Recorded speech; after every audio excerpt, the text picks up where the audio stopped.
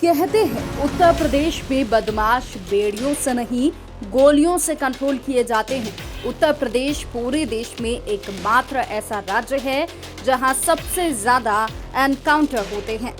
UP के DGP DM Chauhan खुद कहते हैं कि ये नया उत्तर प्रदेश है, ये नई पुलिस है, अपराधियों को पाताल लोक से खोजकर गोली मारेगी।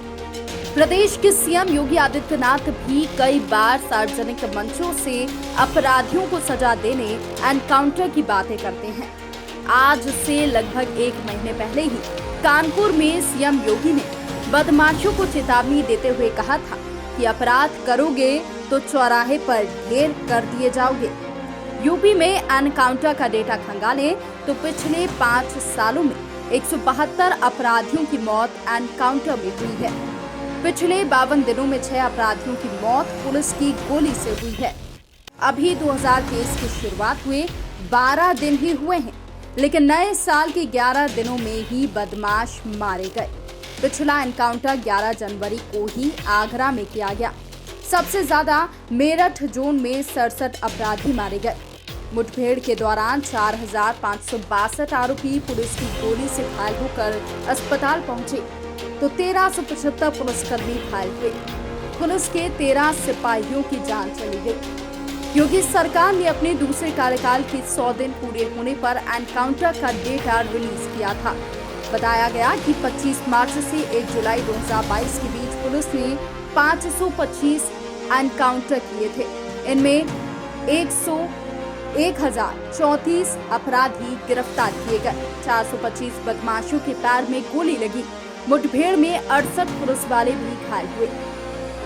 पुलिस आरोपी को घेर लेती है, उसके बाद आरोपी बचने के लिए पुलिस पर फायरिंग कर देता है और जवाबी फायरिंग में मारा जाता है। ये वो पैटर्न है जो एनकाउंटर के 80 मामलों में बताया गया। एनकाउंटर के दूसरे बड़े कारणों में अपराधी सिपाही की पिस्टल छीनकर भागने की कोशिश करता है।